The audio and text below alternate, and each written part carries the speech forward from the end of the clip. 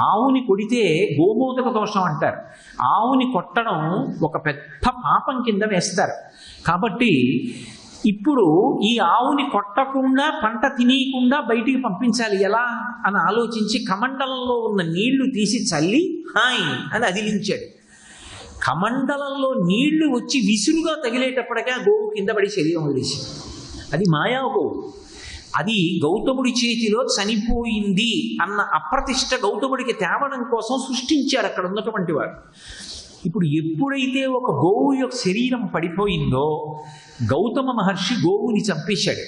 కాబట్టి గౌతమ మహర్షి చేతి అన్నం తినకూడదు, ఆయన ఇచ్చిన ఆతిథ్యం పుచ్చుకోకూడదని ఎవ్వరూ వెళ్ళడం మానేశారు.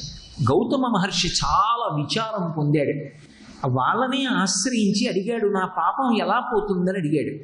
పరమేశ్వరుడి గురించి తపస్సు చేస్తే ఆయన మళ్ళీ గంగతో సమానంగా జటపాయలోంచి నీటిని విడిచిపెడితే ఆ నీరు వచ్చి చనిపోయినటువంటి గోవు మీద ప్రవహించి గోవు బ్రతికితే మీ పాపం పోతుందన్నాడు. ఆయన మహానుభావుడు కనుక వెంటనే పరమశివుడి గురించి తపస్సు ప్రారంభించాడు. ఆయన చేసిన తపస్సుకి పరమేశ్వరుడు ప్రత్యక్షమై జటని ఒక దాన్ని పెరిగి గౌతముడికి ఇచ్చాడు. నువ్వు ఈ జటని పిండు, ఇందులోంచి వచ్చినటువంటి నీరు గోవు మీద పడినప్పుడు గోవు బ్రతుకుతుందని. ఆ జటని తీసుకొచ్చి పిండినప్పుడు అందులోంచి పడినటువంటి నీరు గంగతో సమానం. అందుకే పరమేశ్వరుడి యొక్క తలకి తగిలింది కాబట్టి, ఆయన శరీరమునకు తగిలింది కాబట్టి గంగ లోకుల యొక్క పాపములను తీయగలిగినటువంటి శక్తిని పొంది పతితపావని అన్న పేరు పొందింది. ఈ మాట నే చెప్పట్లేదు, రామాయణంలో వాల్మీకి మహర్షి చెప్పారు. భవాంగపతితంతో ఎం పవిత్రమితి పస్పృశు అన్నారు. గంగావతరణం జరిగినప్పుడు పైనుంచి గంగ వచ్చి పరమశివుడి శరీరానికి తగిలి కింద పడి ప్రవహించి వెళ్ళిపోతుంటే ఆ ప్రవాహం కింద తలపెట్టలేనటువంటి కొంతమంది తమ తమ పుణ్యములు పూర్తయిపోయి దేవతా పదవుల నుంచి భ్రష్టమై కింద పడిపోయినటువంటి వాళ్ళు ఆ నీళ్లు ఒక్కసారి ఇలా ముట్టుకుని తల మీద చల్లుకుంటే పాపాలు పోయి మళ్ళీ ఉత్తమ లోకాలకు వెళ్ళిపోయారు. శివుని యొక్క శరీరాన్ని తాకింది కాబట్టి గంగకంత శక్తి. పరమశివుని యొక్క జటనే మూడబిరికి ఇచ్చి ఆ జటని పిండితే వచ్చినటువంటి నీటి వలన గోవు బ్రతకాలని సంకల్పం చేసి ఇయ్యబడితే ఆ జటలోంచి వచ్చినటువంటి నీరు ప్రవహించినప్పుడు అది ఎంత శక్తివంతమవుతుంది. ఆ జటని తీసుకొచ్చి గౌతమ మహర్షి పిండితే వచ్చినటువంటి జలములు ప్రవహించినటువంటి కారణం చేత మళ్ళీ గోవు బతికింది కాబట్టి ఆ గోవుని బ్రతికించినటువంటి ప్రవాహం కాబట్టి గోదావరి. అలాగే గౌతమ మహర్షి ఇచ్చినటువంటి నది కాబట్టి గౌతమి. అందుకే మీరు చూడండి, గోదావరి తీరంలో ఎన్ని ప్రఖ్యాతమైనటువంటి క్షేత్రాలు ఉంటాయో. పట్టిసము అని ఒక తీర్థం, పట్టిసము అని ఒక అద్భుతమైనటువంటి క్షేత్రం రాజమండ్రి దగ్గరలో. పట్టిసము అనేటటువంటి పేరు ఆ క్షేత్రానికి ఎందుకు వచ్చింది అంటే, వీరభద్రుడు దక్షయజ్ఞ ధ్వంసం చేసి నిత్తుటితో తడిసిపోయినటువంటి తన కత్తిని తీసుకెళ్లి అక్కడ గోదావరి నది జలాలలో కడిగాడు. అలా కడిగినటువంటి కారణం చేత దానికి పట్టిసము అని పేరు వచ్చింది. అలాగే భద్రాచల క్షేత్రం పావన గోదావరి ఒడ్డున వెలిసింది. శ్రీరమ సీతగాగ నిజసేవక బృందము వీర వైష్ణవాచార జనంబుగాగ విరజానది గౌతమిగాగ వికుంఠమున్నారయ భద్రశైల శిఖరక్రముగాగ వసించు చేతనోద్ధారకుడైన విష్ణుడవు దశరథీ కరుణాపయోనిధి అంటాడు రామదాసు గారు. ఆ గోదావరి నది ఒడ్డునే ప్రఖ్యాతమైనటువంటి భద్రాచలం క్షేత్రం. ఆ గోదావరి నది ఒడ్డునే వేములవాడ, అలాగే కాళేశ్వరం, అద్భుతమైనటువంటి క్షేత్రములు. దక్షారామం, సప్తగోదావరి ఋషులు తీసుకొచ్చారు. ఎన్ని క్షేత్రాలు, కోటి ఫలి. ఒక్కసారి వెళ్ళి అక్కడ నమస్కారం చేస్తే కోటి ఫలితములను ఇవ్వగలిగినటువంటి క్షేత్రం. కోటి పల్లి కాదు, కోటి ఫలి. అలాగే మురమళ్ళ, ఎన్ని క్షేత్రాలు నిలిచాయి. ఆ గోదావరి పరివాహక ప్రాంతంలో అన్ని క్షేత్రములు వచ్చాయి. దానికి కారణం గౌతమ మహర్షి ఒక ఆవుని బ్రతికించడానికి తీసుకొచ్చినటువంటి నది. ఆ నది నీళ్లు తాగి కదూ ఇవాళ మనందరం బతుకుతున్నాం, ఇన్ని పంటలు పండుతున్నాయి. అటువంటి నది ఏ కారణం చేత వచ్చింది అంటే ఒక గోవు కారణంగా వచ్చింది. ఒక్కొక్క గోవు కారణజన్మురాలై మహాత్ములైనటువంటి వారిని సేవిస్తూ ఉంటుంది. ఒక్కొక్క గోవు చరిత్ర వింటే మీరు ఆశ్చర్యపోతారు. అందుకే కొన్ని కొన్ని నదులు అంత విశేషంగా వచ్చే. గోమతి అని ఒక నది, ఆ గోమతి తీరంలోనే అద్భుతాలు జరిగాయి. మనందరం నైమిషారణ్యం వెళ్ళినప్పుడు మీరు చూశారు, అక్కడే ధర్మరాజు గారు శివలింగ ప్రతిష్ఠ చేస్తే గోమతి నదిలో ఉంది ఆ లింగం, పైకి కనపడదు, కానీ ప్రవాహం ఇలా వెళ్ళిపోతూ ఉంటుంది. మీరు పట్టుకెళ్ళి ఒక మారేడు దళం వేశారనుకోండి, అది ఇలా ప్రవహించి వెళ్ళిపోదు, పైకి తేలదు, నిలువుగా లోపలికి వెళ్ళిపోతుంది శివలింగం దగ్గరికి. పాలు పోశారనుకోండి, గుండ్రంగా తిరిగి లోపలికి వెళ్ళిపోతాయి శివలింగం దగ్గరికి. మీరు 2 జామకాయలు వేశారనుకోండి, ఏమీ అనకపోతే లోపలికి వెళ్ళిపోతాయి నిలువుగా, పైకి రావు. మీరు 2 జామకాయలు వేసి స్వామి ప్రసాదం ఇవ్వండి అని గట్టిగా అడిగారనుకోండి, 2 జామకాయలు లోపలికి వెళ్ళిపోయి 1 నిమిషం తర్వాత 1 జామకాయే వస్తుంది. మీరు 4 జామకాయలు ఇస్తే 2 జామకాయలే వస్తాయి. 1 2 కాదు. మనం నైమిషారణ్యం వెళ్ళినప్పుడు దాదాపుగా ఒక 400 మందిని అలా స్వామికి సమర్పించి రుద్రావర్తము అని పిలుస్తారు దాన్ని. గోమతి నదిలో వెలిసినటువంటి అద్భుతమైనటువంటి శైవక్షేత్రం, ధర్మరాజ ప్రతిష్ఠ. మళ్ళీ ప్రసాదం ఇస్తూ ఉంటాడు. అలాగే గోవు కారణజన్మురాలై పరమాద్భుతాన్ని సృష్టించింది భగవాన్ రమణ మహర్షి ఆశ్రమంలో. రమణ మహర్షి సశరీరులై ఉన్నటువంటి కాలంలో గుడియాట్టం అని చెప్పి ఆ తిరువణ్ణామలైకి 40 కిలోమీటర్ల దూరంలో ఒక పల్లెటూరు. ఆ పల్లెటూరు నుంచి ఒక వ్యక్తి ఒక శుక్రవారం నాడు ఒక గోవుని తీసుకొచ్చి భగవాన్ రమణులకు ఇచ్చాడు. ఈ గోవుని పెట్టి మీరు చక్కగా ప్రతిరోజు పోషణ చేసి ఈ గోవు నుంచి వచ్చేటటువంటి పాలు మొదలైనవి ఉపయోగించండి. ఆయన అన్నారు, ఈ గోవు ఇవి నాకెందుకు, నాకొద్దు, తీసుకెళ్ళిపోమన్నాడు. కారణం ఏమి అంటే ఆ రోజుల్లో చిరతపులులు చాలా విశేషంగా తిరుగుతూ ఉండేవి. ఆవు కనపడితే పెద్ద పులికి చిరతపులికి మహా సంతోషం. అందుకని నాకు లేనిపోని ఇబ్బంది వస్తుందని ఇక్కడ ఒట్టు చిరుతపులులు తిరుగుతాయి, తీసుకెళ్ళిపోమన్నారు. ఆయన వీలు లేదని ఆ గోవుని తీసుకొచ్చి రమణ మహర్షి దగ్గర విడుదల పెట్టి వెళ్ళిపోయాడు. శుక్రవారం నాడు వచ్చింది అని లక్ష్మి అని పేరు పెట్టారు రమణ మహర్షి ఆ గోవుకి. ఏమి చమత్కారమో తెలియదు. ఆ గోవు పగటి వేళ ఆశ్రమంలోకి తీసుకొచ్చేవారు. దానికి ఎవరూ చెప్పలేదు. అది ప్రతిరోజు వచ్చి భగవాన్ రమణులు కూర్చున్నటువంటి సోఫా పక్కన పడుకునేది. దానికి ఏమైనా ఆకలిస్తే రమణ మహర్షితో చెప్పేది. ఆయన దగ్గరికి వెళ్ళి మోర చాపేది. ఆయన ఇలా కాళ్ళు చాపి పడుకుంటే అది తన తల తీసుకెళ్ళి భగవాన్ రమణుల యొక్క పాదాల మీద పెట్టి 2 కన్నులు మూసి నమస్కారం చేసేది. ఆయన సోఫా చుట్టూ ప్రదక్షిణం చేసి వస్తుండేది. ఒకప్పుడు గోశాల కట్టాలని నిర్ణయించుకున్నారు. ఆ తామర తంపరగా గోవుకి పుట్టినటువంటి సంతానం ఇదంతా లక్ష్మి సంతానం అంటూ ఉండేవారు మహర్షి. విపరీతంగా పెరిగిపోయింది దాని సంతానం. అంత సంతానం పెరిగిపోతే గోశాల నిర్మాణం చేద్దామని శంకుస్థాపన చేస్తున్నారు. శంకుస్థాపన చేస్తున్నప్పుడు ఒక్కసారి ముందు లక్ష్మి చేత తొక్కిద్దామని దాన్ని తీసుకెళ్ళడానికి ప్రయత్నించారు. అది ఆ పలుపు లాగేసుకుని పరిగెత్తుకుంటూ వచ్చి రమణ మహర్షికి ప్రదక్షిణం చేసి పెద్దగా అంబారామం చేస్తూ నించుంది. ఏమమ్మా లక్ష్మి, ఏమంటున్నావు? అలాగా వస్తున్నానన్నారు మహర్షి. దానికి ఇల్లు కొడుతున్నారట, శంకుస్థాపన చేస్తున్నారట. నన్ను తీసుకెడుతున్నారు, మీరు రారే అని అడుగుతోంది. పదమ్మా వస్తాను అని వెంట బయలుదేరారు. గోశాలంతా పూర్తయిపోయింది. గృహప్రవేశం చేయిస్తున్నారు. లక్ష్మిని తీసుకెడుతున్నారు. అది మళ్ళీ పలుపు జాడించేసుకుని మళ్ళీ భగవానుల దగ్గరికి పరిగెత్తుకొచ్చింది. వచ్చి ఆయన కాళ్ళ మీద తలపెట్టి నమస్కారం చేసి అంబారావం చేసింది. ఆయన అది అరుస్తుంటే వినేవారు. అలాగా అలాగా వస్తానమ్మా అని ఇల్లు కట్టారట. లక్ష్మికి పూర్తయిందిట. గృహప్రవేశం చేయిస్తున్నారట. లక్ష్మిని రమ్మన్నారట. మీరు రాకుండా నేనెక్కడికెడతా, నన్ను రమ్మంటోంది పద అన్నారు. నిశ్శబ్దంగా భగవానులు నడుస్తుంటే ఆయన వెనక వెళ్ళి గృహప్రవేశం చేసి ఆఖరణ ప్రాణం పోయేటప్పుడు కూడా ఆ గోవు మోరలు చాపుకొని భగవానుల కోసం అలా ఎదురు చూసింది. ఎందరో ముఖ్యులు ఆ రోజున ఆయన్ని చూడ్డానికి వచ్చారు. అయినా కూడా లక్ష్మి బాధపడుతోందని తెలిసి భగవానులు గోశాలలోకి వెళ్ళి చూశారు. ఆయన్ని చూడగానే తల ఎత్తి కన్నుల వెంట నీరు కారుస్తూ ప్రేమతో చూసింది.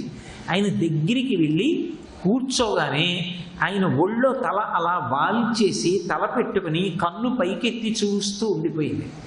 ఉండిపోతే ఆయన దాని గంగడోలు నిమురుతూ, అమ్మ బాధగా ఉందా, ప్రాణోత్క్రమణం అవుతోందా, ఇబ్బంది పడుతున్నావా, ఏం బాధ లేదమ్మా, అణిగిపోతుందిలే అని తన వేళ్లతో ఆ కొమ్ములు రెండిటి మధ్యలోనూ గట్టిగా నొక్కి పెట్టి, ఇక అణగిపోతుందిలేండి, సుఖంగా వెళ్ళిపోతుంది అని యోగభ్రష్ట ప్రత్యేక కారణానికి ఇక్కడికి వచ్చింది ఈ ఆశ్రమానికి అని లోపలికి వెళ్ళారు. వెళ్ళి ఆయన అడిగారు, అణిగిపోయిందా అని అడిగారు. అణిగిపోయిందా అనేవారు భగవాన్.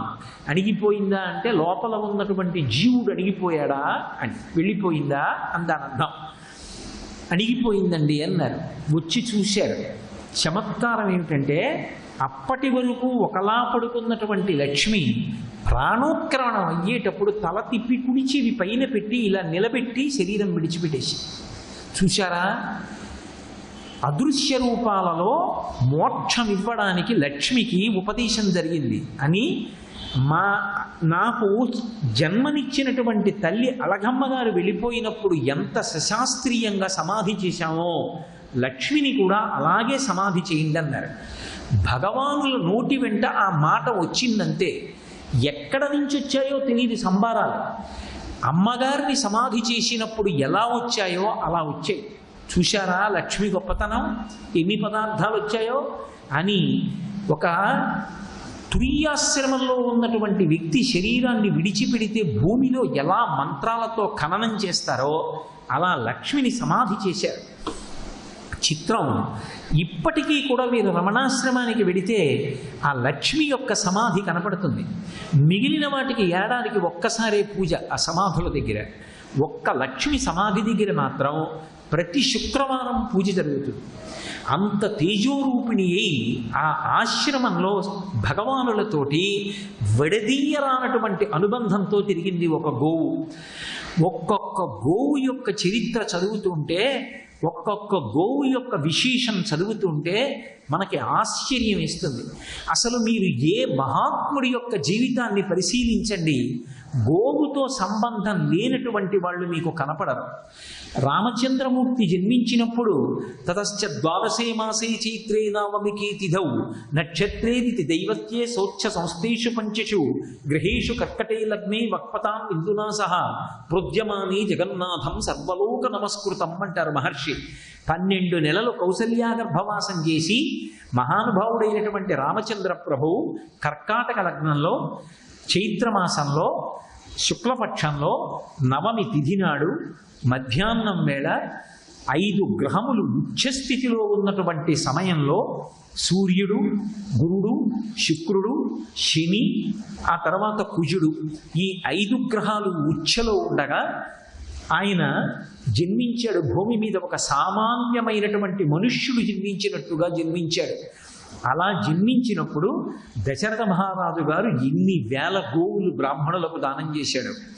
రాముడు అరణ్యవాసానికి వెళ్ళిపోతున్నప్పుడు కూడా ఒక అమాయక బ్రాహ్మణుడు, పరమ పేదవాడు, తోస్తే పడిపోయేటంతటి నీరసంగా ఉన్నటువంటి వ్యక్తి వచ్చి, రామా నాకు గోదానం చెయ్యమని అడిగితే, నీ చేతిలో ఉన్న కర్ర బలంగా విసురు, ఎంత దూరం వెళ్ళి పడుతుందో అన్ని గోవులు ఇస్తానంటే, ఆ బ్రాహ్మణుడు అంగవస్త్రం తీసి ఉత్తరీయం గట్టిగా నడువుకి చుట్టుకొని, అంత బలహీనుడు గిరగిరగిరగిర తిరిగి చేతిలో ఉన్న కర్ర దూరంగా విసిరితే నవ్వి, అయ్యో నిన్ను బాధ పెట్టాననుకోకయ్యా, నీ ఆర్తి చూడాలని అలా అన్నాను, ఆ కర్ర ఎంత దూరం పడిందో అన్ని గోవులు దానం చేస్తానని రామచంద్రమూర్తి గోదానం చేశాడు.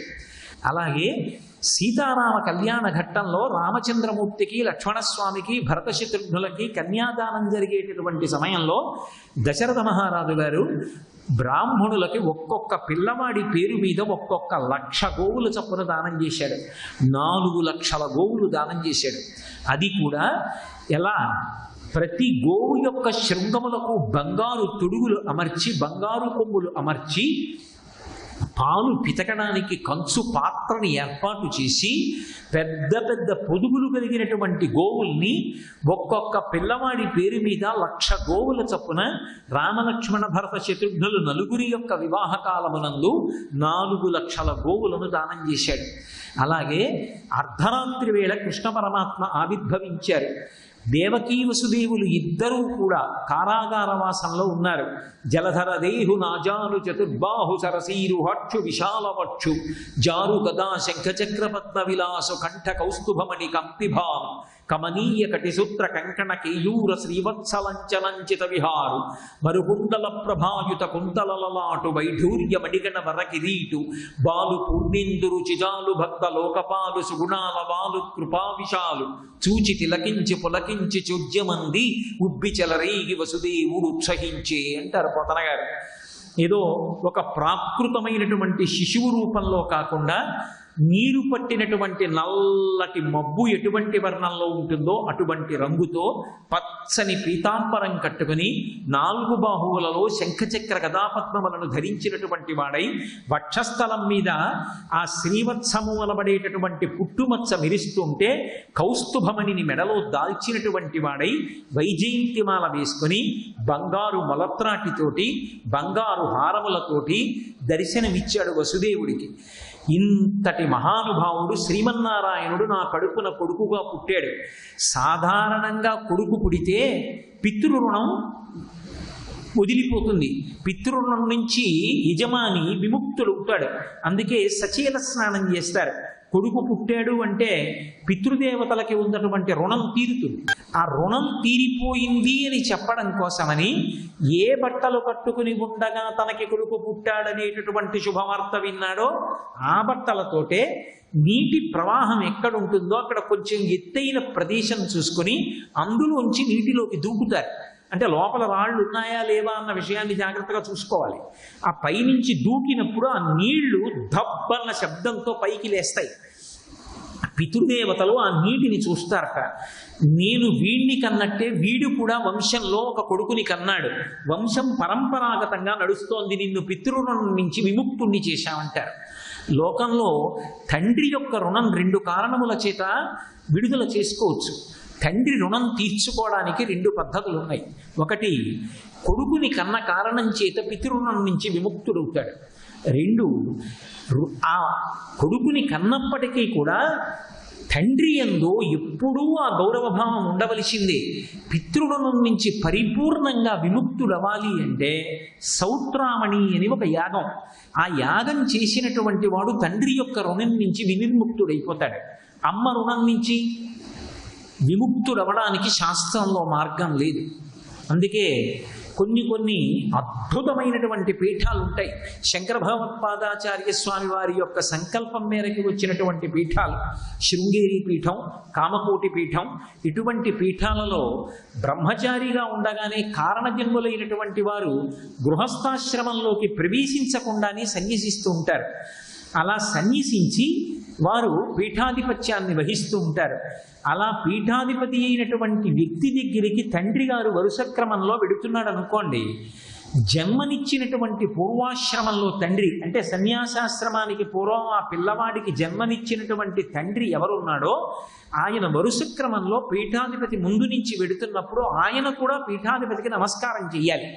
అదే తల్లిగారు వరుస క్రమంలో వచ్చిందనుకోండి, తల్లి నమస్కారం పుచ్చుకోకూడదు. పీఠాధిపతి అయినా సరే ఆయన వెంటనే పరమ ఆదరభావంతో లేచి నిలబడి నమస్కరించాలి అమ్మకి. అమ్మ అన్న మాట ఎక్కడ ఉన్నా సరే ఇక రుణము తీరదు అని గుర్తు. అమ్మ అంత గొప్పది. అందుకే గోవుకి మాతృస్థానం ఇచ్చారు. గోమాత అంటే ఏ కారణము చేత కూడా నీవు ఆ గోవుని తల్లిగానే చూడవలసి ఉంటుంది తప్ప వేరొక భావన గోవు యందు పనికిరాదు. శరీరము పశు శరీరంగా కనపడినప్పటికీ గోవుని పశువుగా భావించి ప్రవర్తించడాన్ని శాస్త్రం అంగీకరించదు.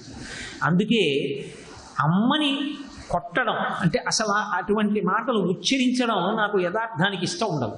కానీ కొన్నిసార్లు అలా ఉచ్చరించక తప్పనిసరి పరిస్థితి ఏర్పడుతూ ఉంటుంది. అది ఖచ్చితంగా ఆవిష్కరించడం కోసం అమ్మ పట్ల అటువంటి అనుచితమైనటువంటి ప్రవర్తన, ఇంకంతకన్నా నేను ఇతర మాటలు వాడను.